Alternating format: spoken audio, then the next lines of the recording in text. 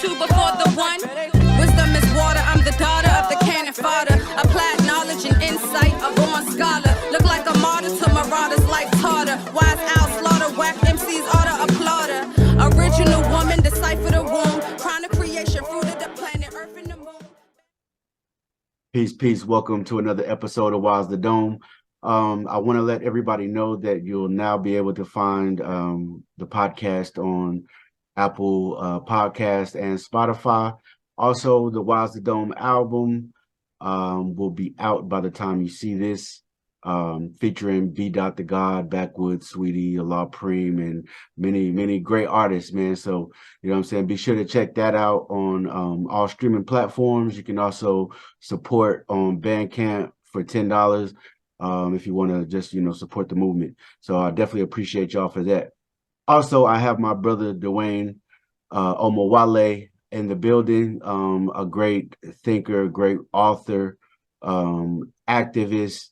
It's always a pleasure to build with my brother, man, and I'm glad you're able to come through tonight, and I'm looking forward to the conversation, man, but thank you for coming through.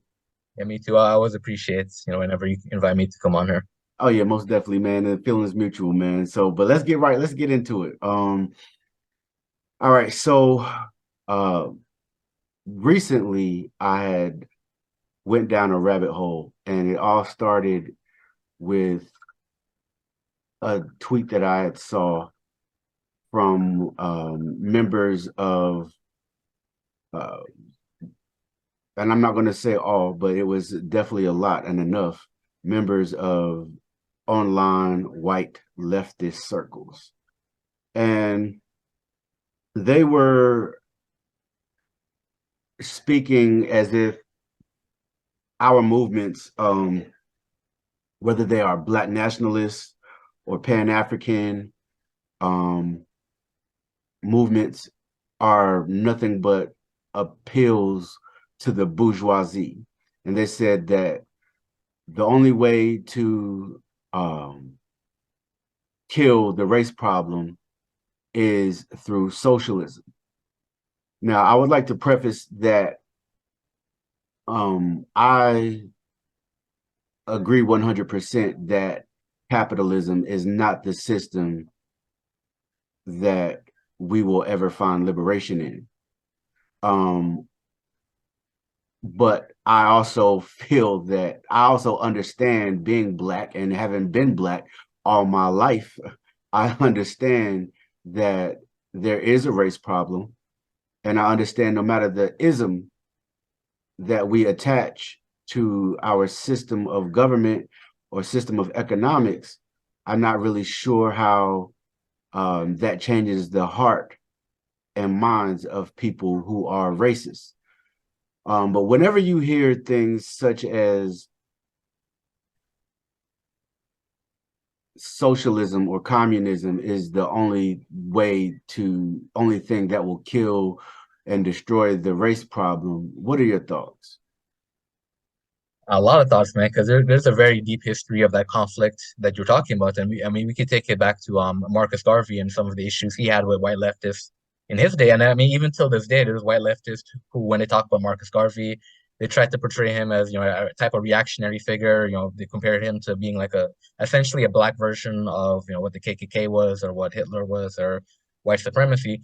So since Garvey's time, we've always been, really struggling with this question of white leftists, looking at the Black nationalist movement as being a movement that's essentially the Black equivalent of white supremacy. And the reality is that's not what it is. And I make this point in my writings about Garvey that, for example, when Hitler was persecuting the Jews in Germany, Garvey was actually very critical of what Hitler was doing, because in Garvey's vision, when Garvey was talking about race pride and race first, Garvey's vision of Black nationalism wasn't the type of nationalism where Black people are colonizing other people and oppressing other people. Garvey was completely opposed to that, regardless of which race was being oppressed, even if it was white people being oppressed. But historically, that had been how white leftists had always tried to portray the Black nationalist movement. They'd always tried to portray it as being a reactionary type of a movement, and like you said, almost like an appeal to the capitalist power. So that had been an ongoing struggle for a while, and it became a little bit more complicated after Garvey, because Garvey, wasn't a socialist. He didn't claim, communism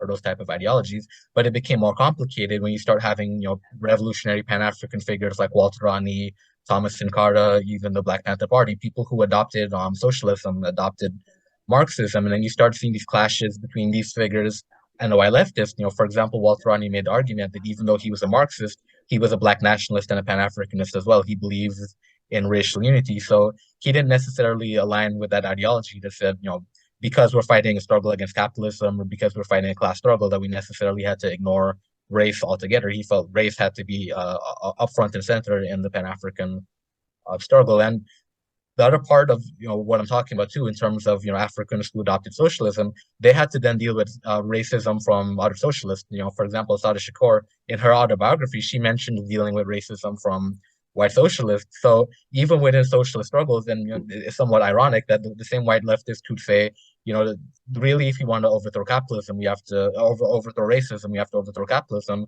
And the irony is, many of these people are also racist themselves, and that was a point that Garvey made. Garvey had made, many years ago, he made the point that many of the white communists were just as racist as the white capitalists were. He didn't see a difference in that way. So among Pan-African figures who adopted socialism or who adopted Marxism, they themselves had to deal with that issue of the racism from white leftists. So as I said, it's a very complicated issue because we have several decades of examples of ancestors who had been in the struggle and who had to engage in that sort of debate with the white leftists. And the other aspect of this question as well is the fact that when we talk about particularly Marxism and the type of ideology that Marxism was essentially based on the historical development of Western Europe. So then when we talk about the fight against capitalism, we're really talking about a fight against a social system and an economic system that emerged out of European society. It didn't emerge out of African society. So whereas for Pan-Africanists fighting capitalism, we'd always recognized that we were fighting an alien system or a foreign system. White socialists always had to contend with the fact that capitalism emerged out of their culture, it emerged out of their Western culture, and that played a big role in the debate as well. So, for example, John Henry Clark, he was a socialist, and his argument in favor of socialism was that he saw socialism as being rooted in the traditional communal values of African societies.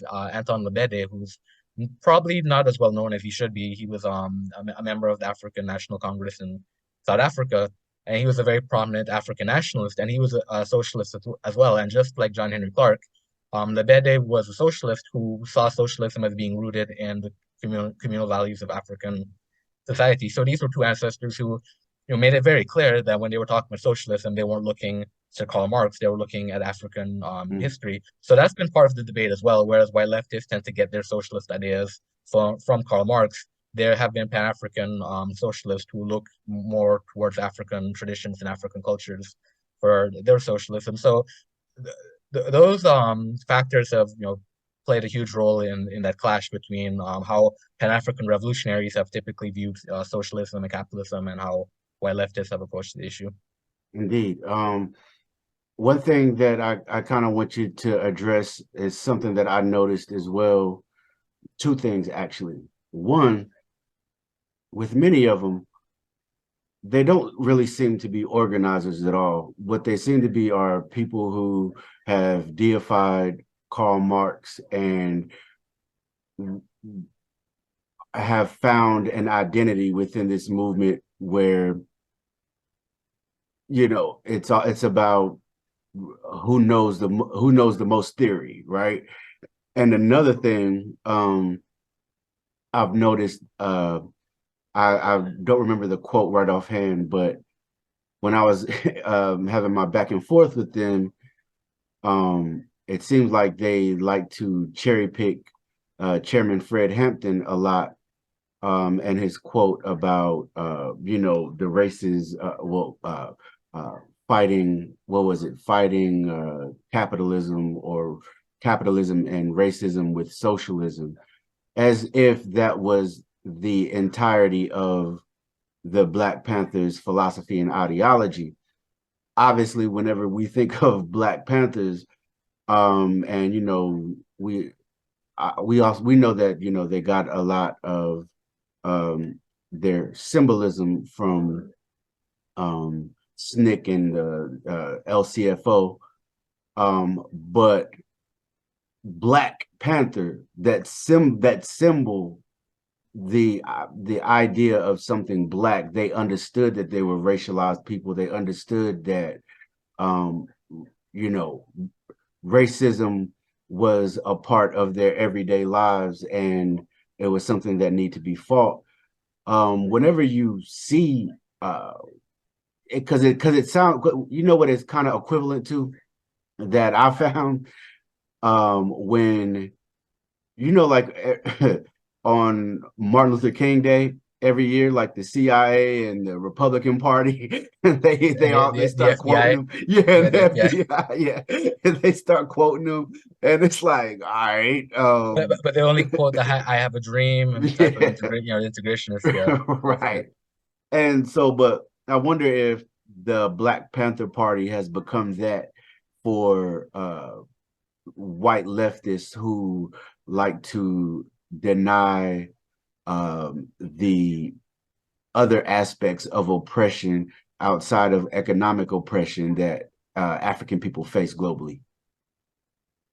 yeah. So I'll address the last question first about the Mhm. Black Panther Party because it's very similar to what's done to Martin Luther King, as you pointed out, and even Malcolm X. And the reason why this is because when you look at the history of Huey Newton and what he was doing with the Black Panther Party, he was a very complicated and complex brother. And when you read his writings, you could see, similar to Malcolm X and to some extent even Martin Luther King, that his ideology was developing over time. So when the Black Panther Party started, actually, it was a Black nationalist party, and then Huey Newton started shifting towards Marxism, shifted towards internationalism, and intercommunalism was the ideology he eventually developed. And so part of the cherry picking that you're talking about is people will take bits and pieces of what he was trying to do and bits and pieces of what he was and what the Black Panther Party was that suits their particular leaning. And the reason why that becomes a serious issue because many of us don't really take the time to engage in the works of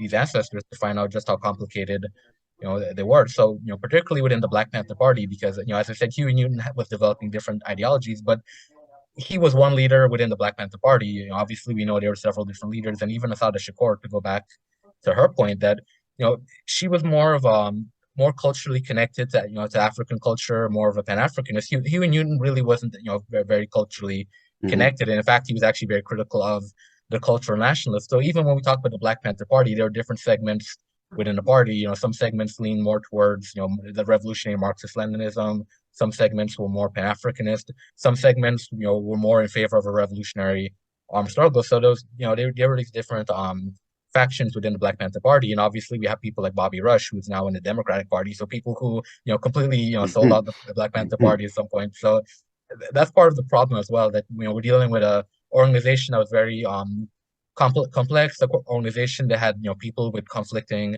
ideologies, and it was led by a man who himself was shifting in terms of his ideological beliefs. So I think there's always the problem of simplifying these individuals. It's the same thing with Martin Luther King, how in the mainstream media he's kind of frozen as the "I have a dream" figure, and his political views later on, when King was opposing the Vietnam War, and particularly his last speech, a lot of people completely don't know or forget about in his very last speech, where King was actually talking about building Black institutions. That's essentially a Black nationalist a position, but Mhm. that's not quoted as much as the dream.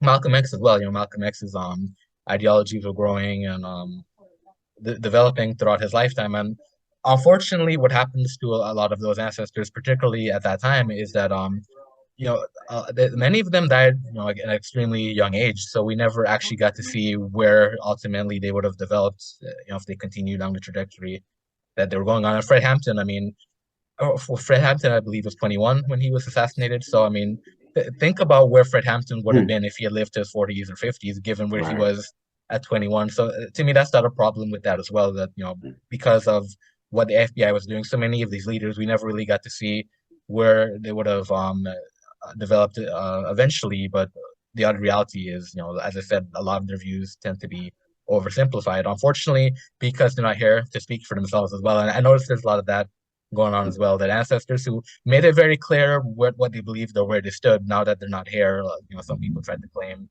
Mhm. their ideologies or claim their beliefs, even though they're diametrically opposed to what those ancestors were preaching. But to get to the first question though, you're absolutely correct. I think within white leftists, and not even white leftists, I think, in a lot of socialist and Marxist circles, a lot of it really becomes just theory, and there's no organization or mobilization around it. And a good portion of why that is because the Soviet Union lost the Cold War. So when you look at the history of the development of communism, the development of Marxism, that really that ideology spread because of the success of the Russian Revolution and the development of the Soviet Union. So a lot of people who were claiming, to be communist, were really taking their motivation from Lenin and from the Soviet Union and what was going on there. So because of the collapse of the Soviet Union during at the end of the Cold War, we don't really have that strong central communist nation to really provide a framework or a model for the communist movement. And a lot of socialist nations actually suffered when the Soviet Union fell. For example, Cuba through a period of economic hardships.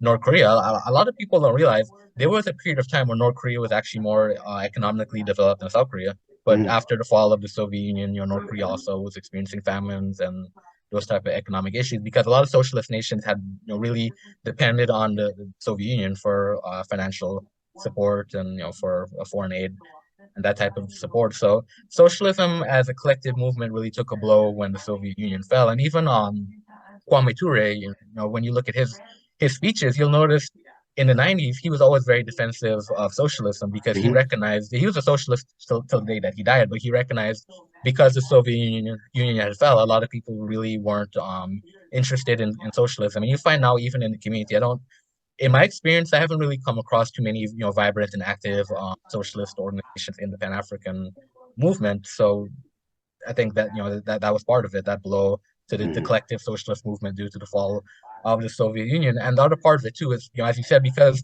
there's so many different conflicting theories, because you have Marxism, Leninism, you have Stalinism, Trotskyism, Maoism, and Krumism, Therorism. There's all these different conflicting leftist ideologies. And because there's no vibrant movement around any of these ideologies, essentially what ends up happening is you have a bunch of leftists with different ideologies arguing over Twitter or YouTube or these different spaces. So it's just an intellectual type argument, but there's no real movement behind any of what's going on. And that had been an issue in leftist circles even before the Soviet Union fell, going back to issues in the Soviet Union between Stalin and Trotsky, and that kind of created that split between Stalinists and Trotskyists. So within the movement, you always had these branches and these splits and these different ideologies.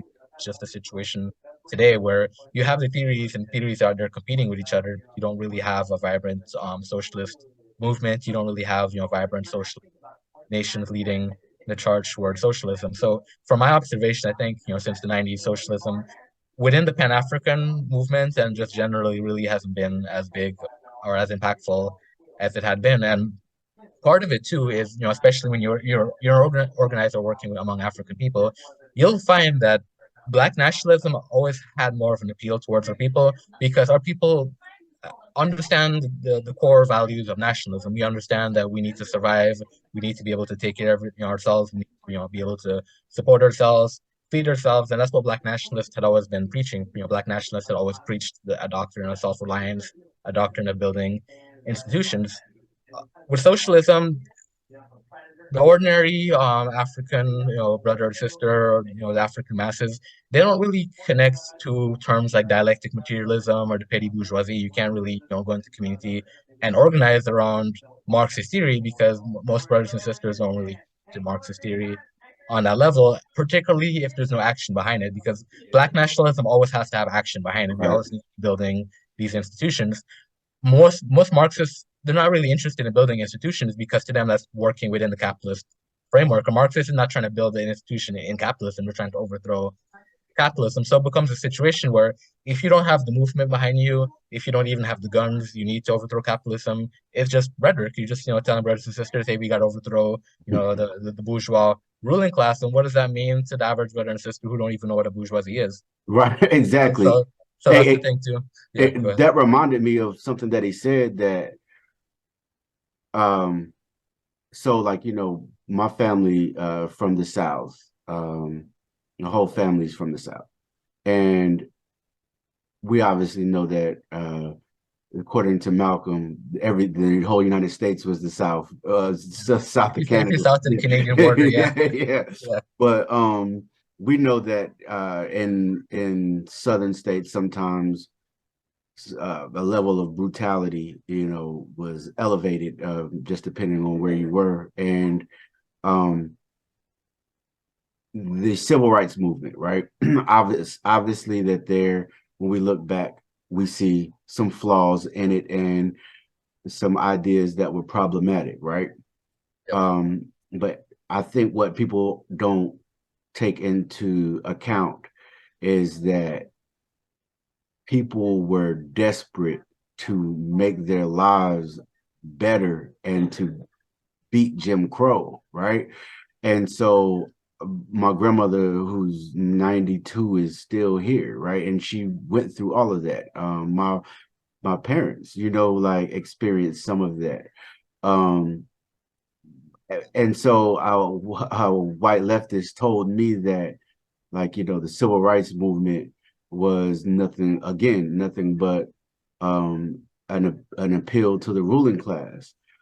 And and like my idea, and so it's like, but it was your family, it was your people that were inflicting um racism and brutality against my family, right? Like, in essence, and for one to be able to even say that and even speak on that, right?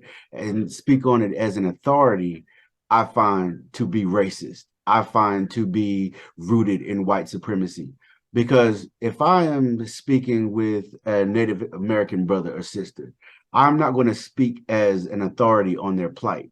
I will ask questions and listen and learn to gain a better understanding of, maybe how our fights are intertwined, how we can be of service to each other, and just, as a human, as an African, as a Black man, how I can be more empathetic to, what you have gone through and vice versa. But for that white leftists to even say that to me, like I said, I feel like it's rooted in racism and white supremacy, and they don't understand the idea. Like,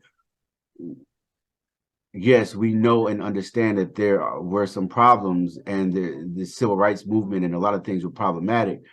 But we are looking at, when, like, let's say, Dr. King got active, around 55, right? Um, all right, so 30s, Great Depression.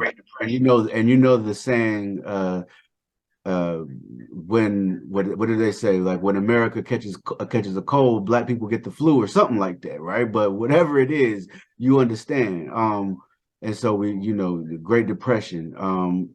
Before that, like out of Reconstruction and the period of hell that we went through then, which never stopped. And you can't be upset for people learning as they go and fighting for any type of small relief that they can, that make their everyday lives better. Whether we look back on it now and say, man, maybe we should have did this or do it. It's easy to say that now. It's not as easy to say that with a police K9 after you. You know what I'm saying? But like, for them to even speak on as authorities on things like this, like, what do you think that says about them and the place that they're coming from? yeah. Well, I mean, and that's what I was saying earlier. That had always been a problem for African socialists. That when African socialists came into that movement, it was almost a situation where you then had to listen to the white socialists because the white socialist was an authority on your struggle. That was Mm, essentially the situation. So mm, that's why a lot of whites, African socialists couldn't really work with the white socialists because of that racism, that arrogance, that sense of cultural superiority. And I mean, part of it is rooted in the fact that, as I said, Marxism came out of Europe. So any African who becomes a Marxist, you're almost, in a sense, alienated from your own culture because you're adopting a foreign ideology. And mm, Europeans have a very arrogant mentality. I mean, even not just Marxism, even Christianity. Europeans have taken over Christianity to the point where a lot of people associate Christianity with being a white man's Yes. religion, even though Right. Christianity didn't begin in Europe. Right. So we know Europeans are tend to be very arrogant with ideologies they didn't invent or ideologies that didn't come from the culture. But Marxism is one that came out of European cultural experience, so that had been an issue as well. That a lot of white leftists tended to have that mentality of being acting as if they were the authority figure on that ideology, and not necessarily valuing the contributions that African Marxist thinkers have made to the ideology. So that definitely has been one problem as well. And I mean, you're correct that many times African people are just fighting for basic survival. We're not thinking about overthrowing capitalism. We're just trying to survive the next day. If we're talking particularly during that period of the civil rights movement, African people are thinking, I don't want to be lynched by the Klan. How do I stop the Klan from Yeah. lynching me? They're not thinking about overthrowing capitalism, overthrowing the bourgeoisie. How do I protect my son from being lynched? How do I protect myself from being lynched? How do I protect my daughter from being raped by a white supremacist? Because all that was going on. So, and that going back to the point I made about Garvey, that was essentially the clash that Garvey had with those white leftists. That Garvey recognized that our people just need to survive. We're being oppressed globally. We just need to build basic institutions to survive, to employ ourselves. So, Garvey was very critical of capitalism, but he wasn't necessarily thinking about overthrowing capitalism. He was thinking more so, how do our people survive now? And the white leftist, part of it is, white leftists, most of them enjoy a position of privilege, because it's an intellectual movement. So really, a lot of these white leftists, they're not even working class white people themselves. Well, a lot of them are middle class, upper middle class, intellectual types. So they do have that privilege of being able to sit around and theorizing about overthrowing capitalism. Because when you're not living the struggle, day to day, when you're trying to survive day to day, it's very easy to become an intellectual, to become a theorist. And I mean, even Karl Marx, that's who Karl Marx was. It's interesting to think about. Marxism has influenced so many revolutionary struggles throughout history, but Karl Marx himself never led a revolution. Right. He was a theorist. Right. So to me, when you look at the very foundation of Marxism, that sort of intellectualism that's not rooted in real, political activity, that's rooted at the core of the ideology. It's founded by a man who was engaged in that sort of action. Now, when I think about Black nationalism, every Black nationalist that I could point to as being influential in the movement was actually engaged in that action. They weren't just talking nationalism, they were building institutions, doing the work.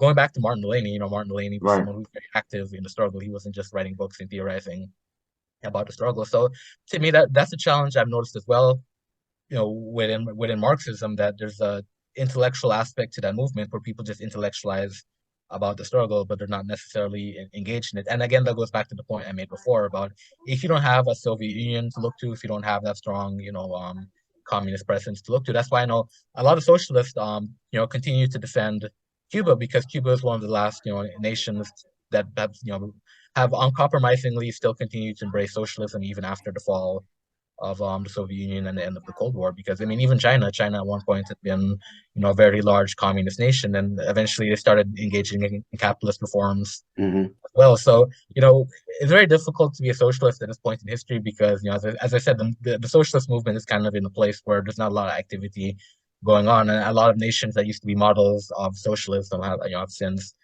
dropped socialism or engaged in reforms that really aren't socialist. Right. Sure. And you kind of mentioned something, a lot of the critique that, from white leftists now, white leftists then, and Black leftists then on Garvey was that, he was a capitalist, right? And, and you said that Garvey was often critical of capitalism.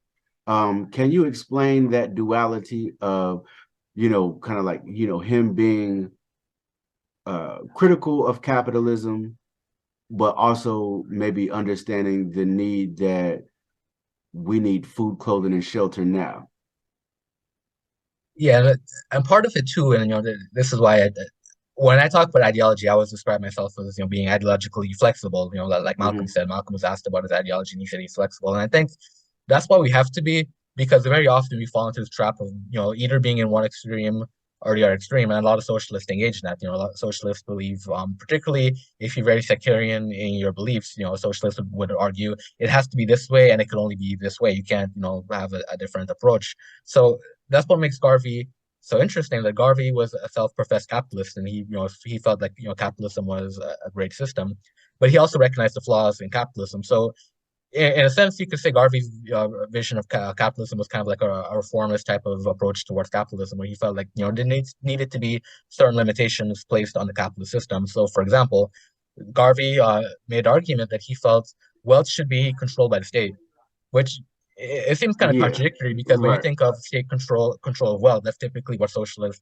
would advocate for. But Garvey advocated for the state being able to step in Mm. and to regulate capitalism. And interestingly, Garvey said that we need to not only fight the white capitalist, but he also said to fight the black capitalist as well, because he said the white capitalist and the black capitalist will sell their people into hell Mm. for profit. So Garvey recognized that there are flaws within the capitalist system because it's a system that inherently is built on exploitation. It's a system that is inherently built on greed, and he recognized that even black people within the capitalist system had an incentive to exploit their own people because that's what capitalism is built on. Now, Garvey didn't say do away with capitalism. As I said, he advocated for reforms that would essentially restrict some of the more exploitative and oppressive aspects of capitalism. But I think going back to the point I made before, I think for Garvey, he didn't necessarily see how, given what he was doing and given where African people were, I don't think he necessarily saw a possibility of overthrowing, capitalism.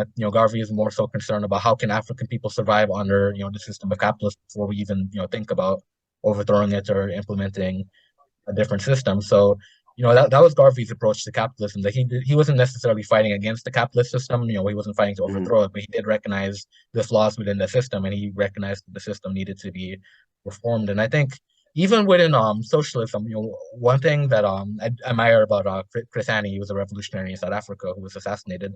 He was a communist, but he pointed out that there were a lot of abuses that took place within socialist governments. And I think when you become too dogmatically attached to a particular idea, you tend to ignore the bad Mm. parts. So that's an issue I noticed as well with socialists, that socialists tend to not want to deal with the abuses that were carried out, under socialist governments. In the case of Garvey, Garvey was a capitalist who recognized that there were flaws in capitalism that needed to be addressed and fixed. So that's why I said to me, I think it's better to have that approach of being flexible, not being too dogmatically attached to a particular ideology, because when you become dogmatic like that, you tend to become blind to Yeah. the faults. So that even though Garvey was a capitalist, he wasn't blind to the faults in capitalism. Yeah. I like that as well. Being flexible with your ideology, because then the world changes quickly, and our ability to adapt, just like any other species, is integral to our survival. One group that will never adapt is the online group we know as FBA. I don't even know if they even have an ideology outside of separatism, right? And wanting reparations. And I'm all for reparations, so I don't want anybody to get that misconstrued. But when we think about FBA and we think about how we have people like Dr. King, Malcolm, and I'm going to name people that would be considered by them FBA, right? Well, not Malcolm. Oh yeah, they said So they said he was a tether, right? yeah, not Malcolm. crazy, insane. But anyway, most of our freedom fighters and ancestors that came before us understood that the system of white supremacy, white pathology is global. And a lot of them became international, such as Martin and Malcolm. And to me, this is one of the main reasons the power structure felt like they had to die. Because it's one thing to cause, it's cause a ruckus here within the confines of your own home, but to begin to get support from other nations and build alliances with other nations, then you become a threat and a problem.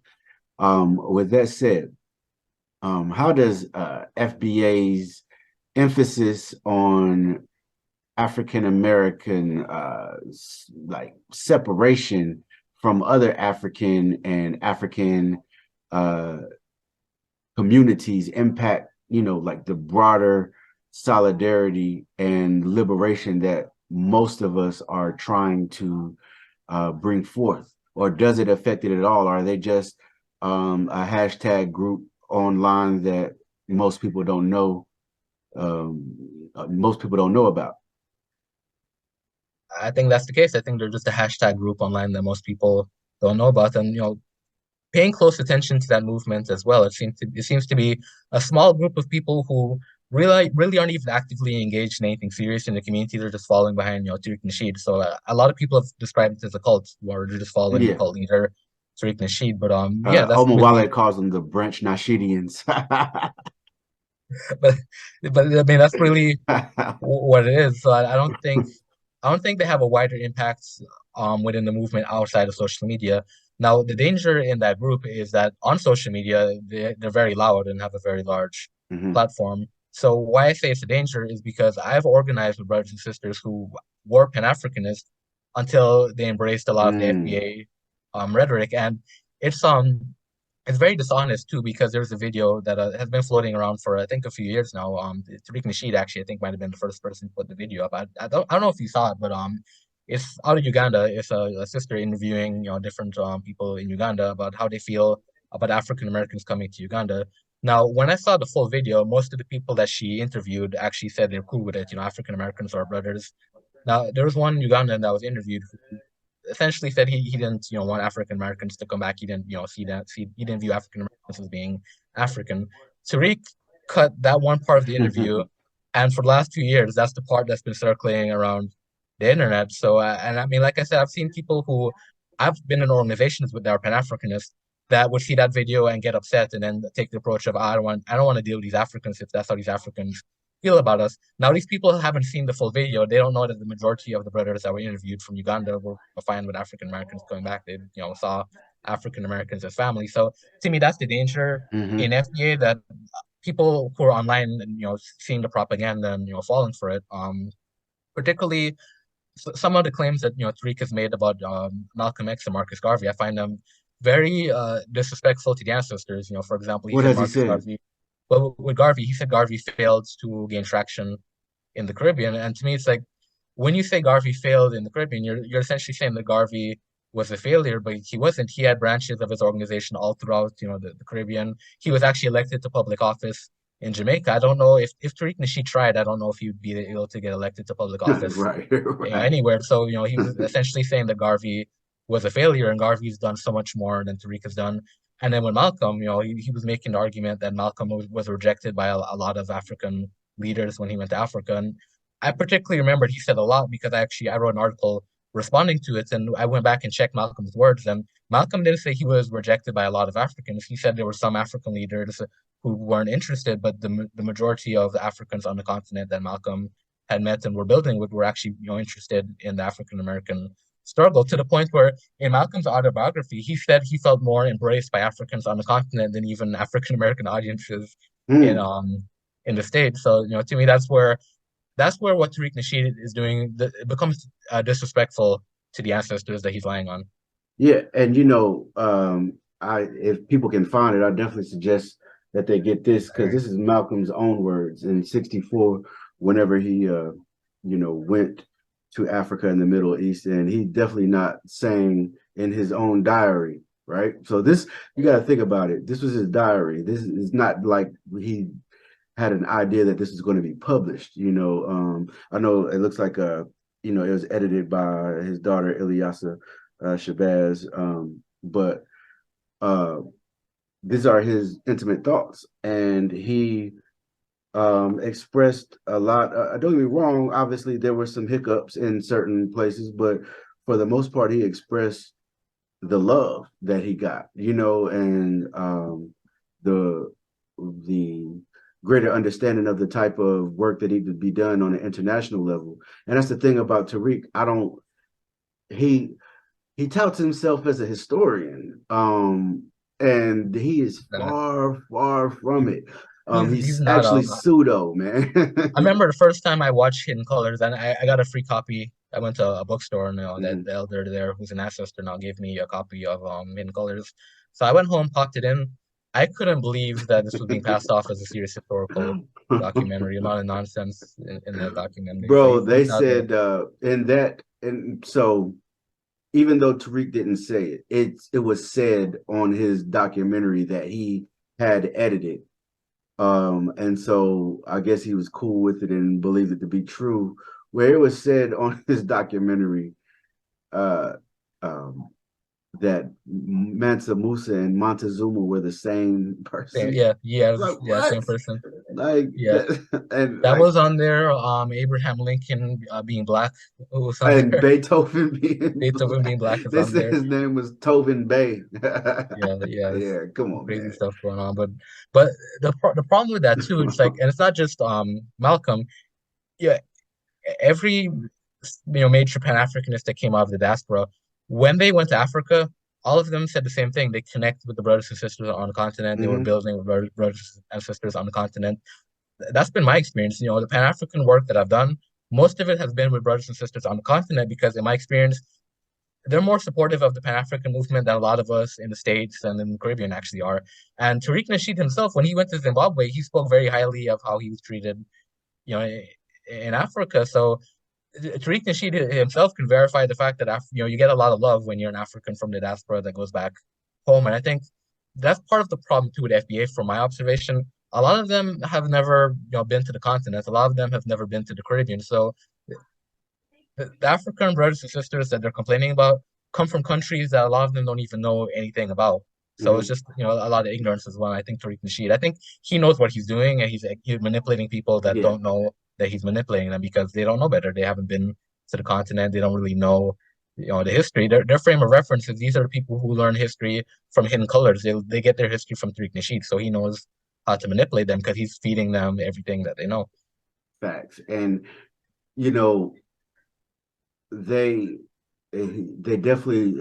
It's like they have to find obviously a boogeyman, right? And so they'll find clips of some anti-black African somewhere because I mean they have pointed out some people I guess on social media who are in the continent who have some very divisive views, but they don't represent the totality of over a billion people, right? And so um it's very disingenuous, and I mean it's evidenced by what you said before as far as editing a clip where several Africans were like, "Yeah, come back home. That's family."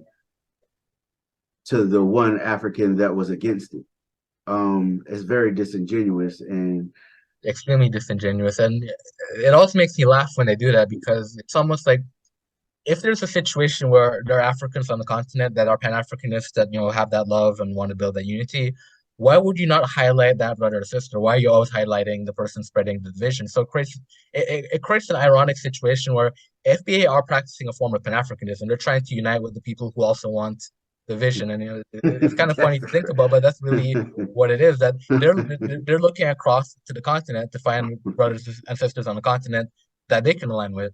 So that's I crazy. mean, it is Pan-Africanism in a way, but it's a Pan-Africanism that they're trying to unite to create division. But it's so backwards to me. Like what, and it's backwards, but also funny in the sense that a lot of these people, because they scour Twitter to find these tweets, but from people on the continent saying negative things about African Americans, and then they highlight it, and it becomes a situation where most of us won't even know about that kind of stuff because we don't go looking for it. We don't interact with people on the continent who have those views. So it's almost like, Right. why are you looking for that and giving that a platform? Why not give the platform to the brothers and sisters who are Pan-Africanist? And I know for a fact Tariq Nasheed knows who these people are because he used to sell Julius Malema t-shirts. So he knows that Mm, they're Pan-Africanist on the mm. continent. He was trying to make a profit off of these people, but it's very backwards. Like, well, why would you deliberately go looking for information to make yourself miserable? Right, right, and make yourself miserable and your followers, right? And the one thing that I don't understand, and I know we were just critical of white leftist circles online. But one thing that I think FBA could benefit from is actually reading some leftist ideology. And I would say it because of this, not for the fact, and it has nothing to do with reparations, because like I said, I'm for reparations. If anybody needs to be cut a check, it's the descendants of slaves in the diaspora, right? But that's not even what I'm focused on. What I mean, they probably need to read some leftist ideologies is, you see how I've never seen this in my life, and I've been studying since I was in high school. This embracing of the American flag, the American identity, American culture, which I've never heard any of even when we go through the times of the difference in ideology with Martin Delany and Frederick Douglass, even with Booker T. Washington, I've never, I understand so-called and quote unquote assimilationist ideology somewhat, right? But we're talking about when it comes to Frederick Douglass and Booker T. Washington.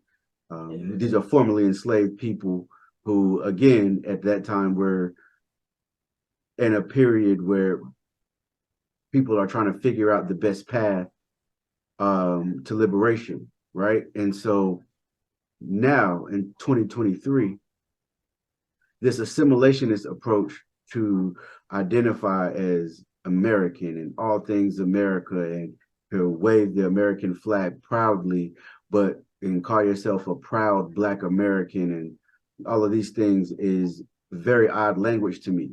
And the reason I said that they probably need to study some leftist ideology is because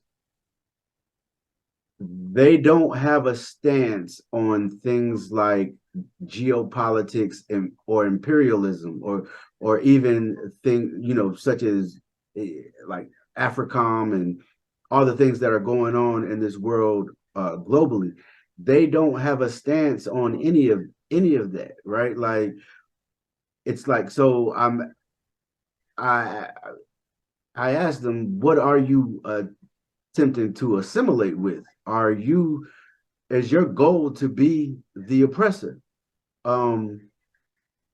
Because we know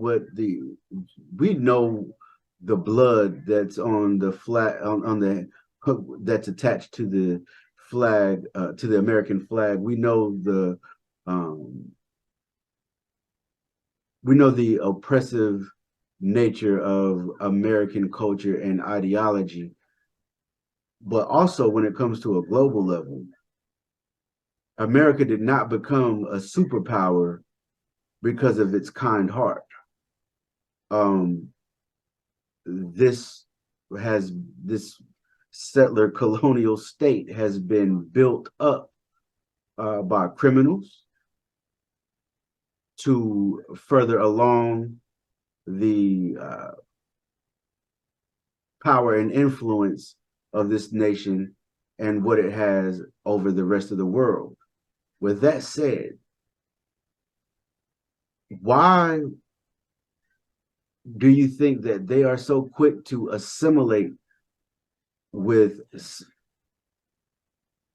the racism that's attached to, and not just assimilate and identify with the racism that's attached to this country, but not only that, the imperialist efforts of this country? Because to me, sometimes it just seems like what they want is a piece of the pie instead of, forcing any real change for the betterment of the entire world. Yeah, that's exactly what it is. Like you said, it's trying to get a piece of the pie, and that's how reparations within the FBA movement and even the ADOS movement has been framed. reparation is framed in the sense that African Americans built America, so therefore they should get a cut of the imperialism.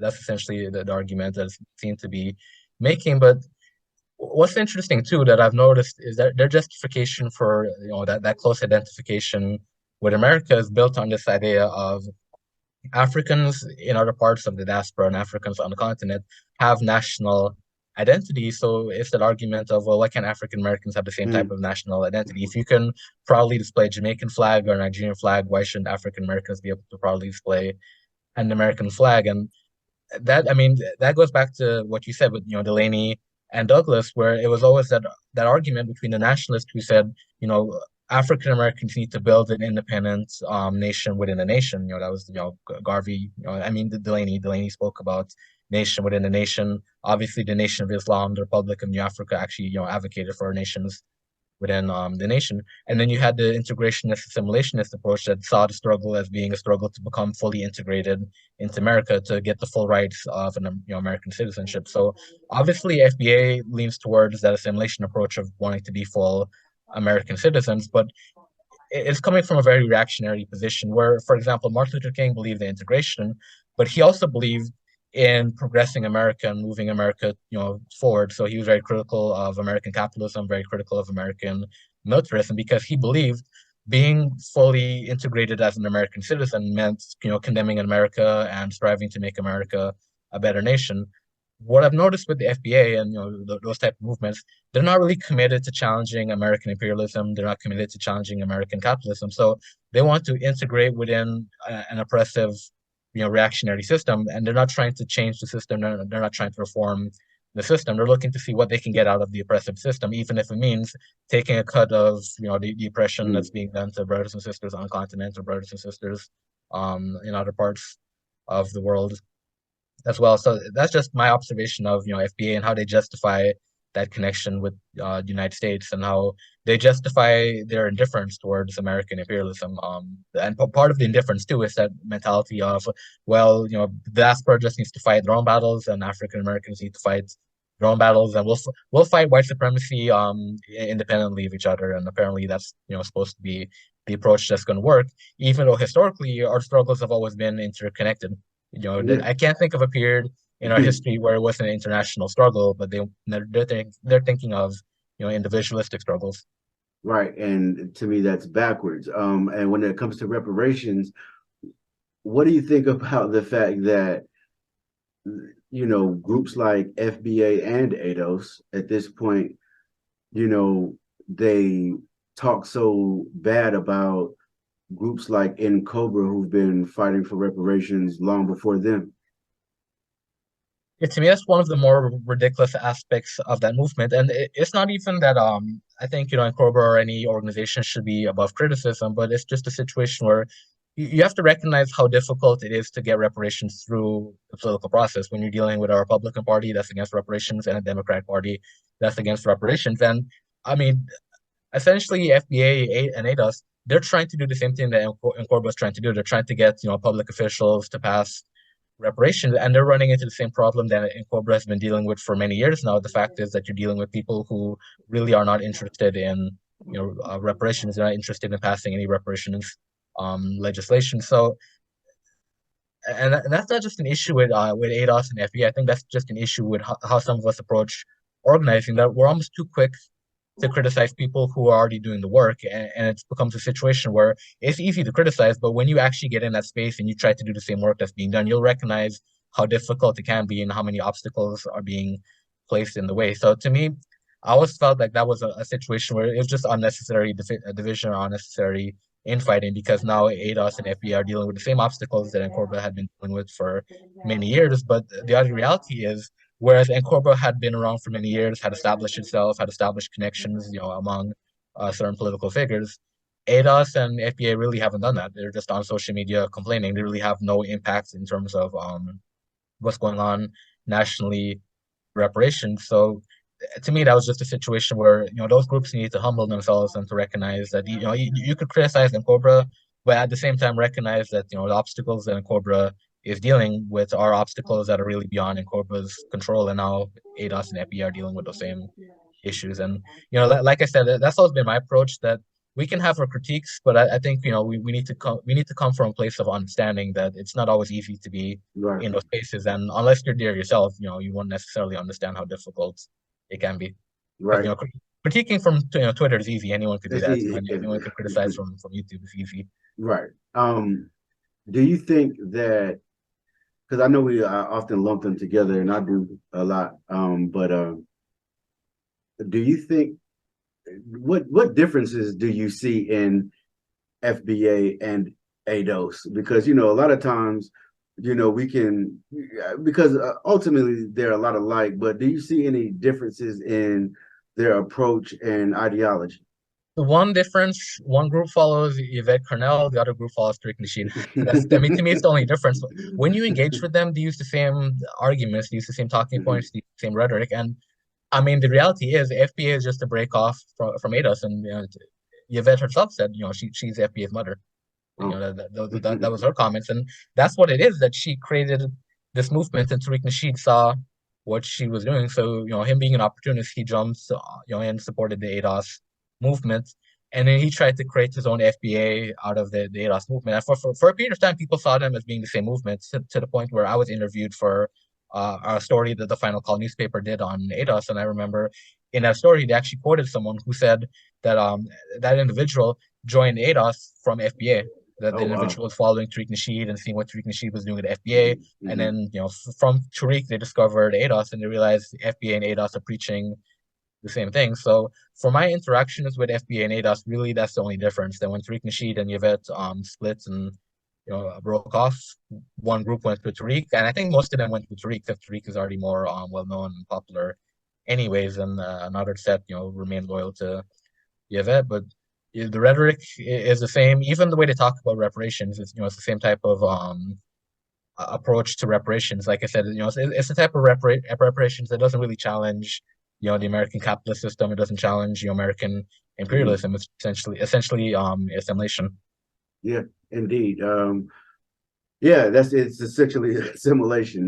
That's what I see it as well. Because the terminology that they use is sickening to me, bro. Like, once we get this check, we'll be made whole. What are you talking about? So problematic. First off, like, although I wouldn't front for YouTube. I want my check too, right? But I understand what has been done to us. There's no monetary value that could ever make that right. And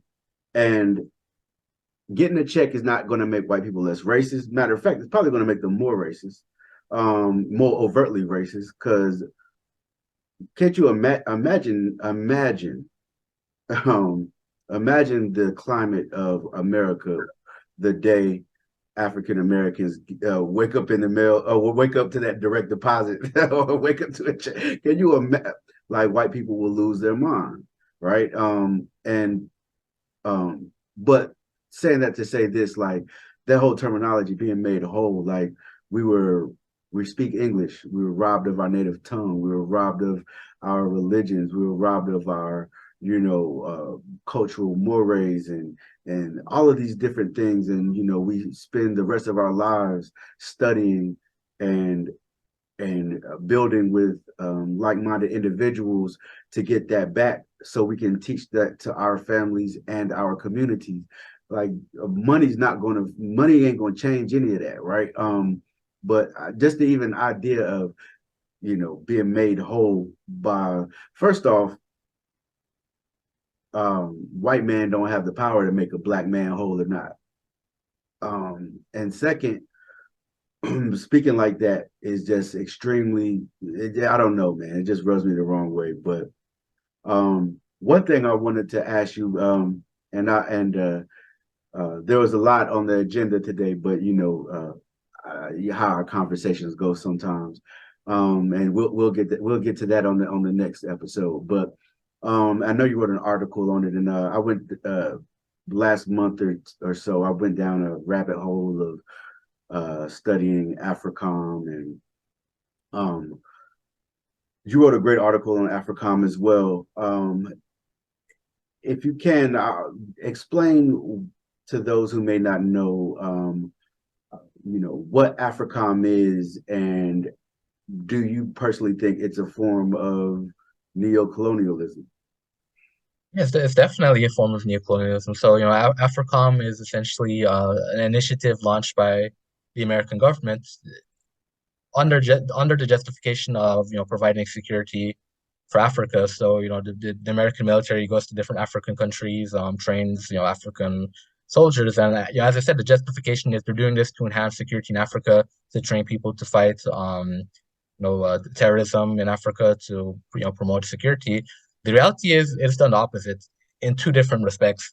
One of which, and I mentioned this in the I think the same article that you're referencing, where a lot of the same people who were trained by Africom engage in coups. So for example, there was a coup not too long ago in Guinea, and the soldier who led that coup was trained by Africom. He was an American trained soldier. So you have a situation where Africom ends up training people who then create instability in Africa by overthrowing the governments. But the other aspect of it too, which I've been dealing with, for years, because I've been involved in the struggle against dictatorship in Togo, that the other reality is Africom is training soldiers who then operate under the control of brutal military dictatorships. So they're essentially training, soldiers to go out and brutalize their own civilians, in the service of keeping a dictatorship in power. So, Africom has not done a great job at all in terms of security and stability in Africa. But we're accustomed to that because when Europeans came into Africa to colonize the continent, the justification was that they're trying to bring civilization to Africa, and what they brought was far from civilization. For Africom, it's the same tradition of white people coming to Africa and saying, "Oh, well, we're here to help." And then the help often puts us in a worse off position than we were before. Right. But I mean, even the point you made before about assimilation, and Africom is an example of this because the person currently leading Africom is a brother. Yeah. Langley is African American. So I think that's the issue with the extreme assimilationist approach, that you'll have a situation where it's an African who's in charge of an institution that's designed to oppress African people. And we've seen this throughout history. This is not a new thing, but Africom is a more recent example of how they can put an African at the head of an institution that's meant to oppress African people. But that's what Africom is. And unfortunately, because of how social media operates, Africom probably doesn't get the type of recognition that it should get. And it's one of the ironies of FBA and ADOS that they're so against Pan-Africanism and they're so anti-African that they won't speak out against an institution that's actually destroying African nations, but it's their tax money that's going towards paying for the destabilization of these African nations. So it creates a situation where it actually would be in the benefit of the FBA to speak out against American imperialism because they're being asked to finance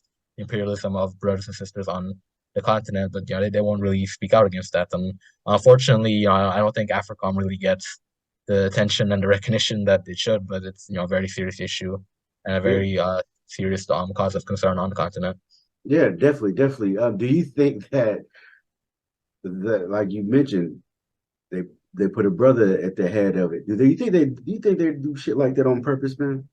Definitely. Yeah, I think they definitely, do that on purpose. I mean, that's essentially what neocolonialism was. The colonial powers left Africa and they strategically put certain leaders in power. So when those leaders are engaging in the abuses and doing whatever it is that they're doing to their people in service of the colonial powers could say, well, we're not doing it. That's Mobutu. That's Papa Doc. That's whoever is oppressing those people. And then they'll make the argument, see, this is why we should have never given you people independence in the first place, because we can't manage it, and you always put these dictators in power. So that's the sort of game that they've been doing for decades now. And they've been doing it so long that they're essentially experts at creating that system where they'll put the puppet in power, and then it looks like they have clean hands in the situation. So I think that's definitely what's happening with Africom. I mean, even I think the best example of this, honestly, was Obama's presidency. That when Obama was president, the rhetoric, and I mean, it was to the point where it was Mitch McConnell, right, that was saying how Obama's presidency was reparations. So Yeah. it was a situation where, racist people in America were saying, well, see, you got Obama, you got a black president, there's no more racism in Right. America. So Obama was being used to shield the reality that racism against African people is a reality in America, but he was also being used to shield the reality that he was engaging in an imperialistic foreign policy, even on the continent. Yes, yes, very well said, and it's 100% truth. A lot of people don't like to acknowledge this because they have fell in love with the idea of what they think President Obama is.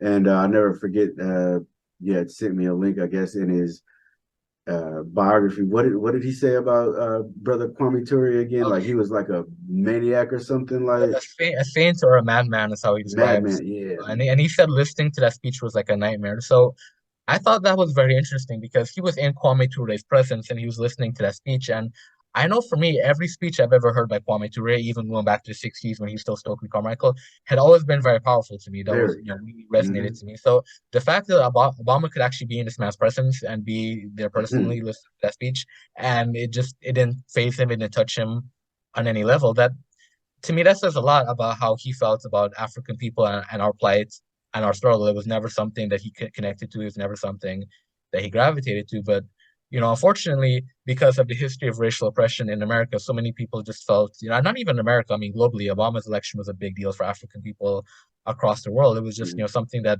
a lot of our people connected to emotionally. We connected to Obama on that emotional level, but Obama didn't represent what it is that we wanted Obama to represent. When I was in Africa, actually, I was talking to my sister, and she was kind of confused about Obama. She couldn't understand like why was Obama that big of a deal, and then she had to step back and realize when you live on the African continent, you're accustomed to having a president that looks like you. Obama, for a lot of African Americans, was the first experience of having a president that looked like them, and particularly elder African Americans who remember Jim Crow and remember segregation, they probably never would have imagined that they would have Right. lived that happened. But I always joke about it that yeah, those of us from the Caribbean and Africa, we're accustomed to having presidents and prime ministers that look like us, so we know how disappointing that is. So now African Americans understand. Yeah, now we get it too. Right. Now that's great, man. And we'll leave it at that, man. Brother Dwayne Omowale, it's always a pleasure to build with you, brother. And thank you for the great works that you do. I'll post all your links in the description, man. But again, salute and thank you for everything, man. Thank you. All right, you have a good one. There you go.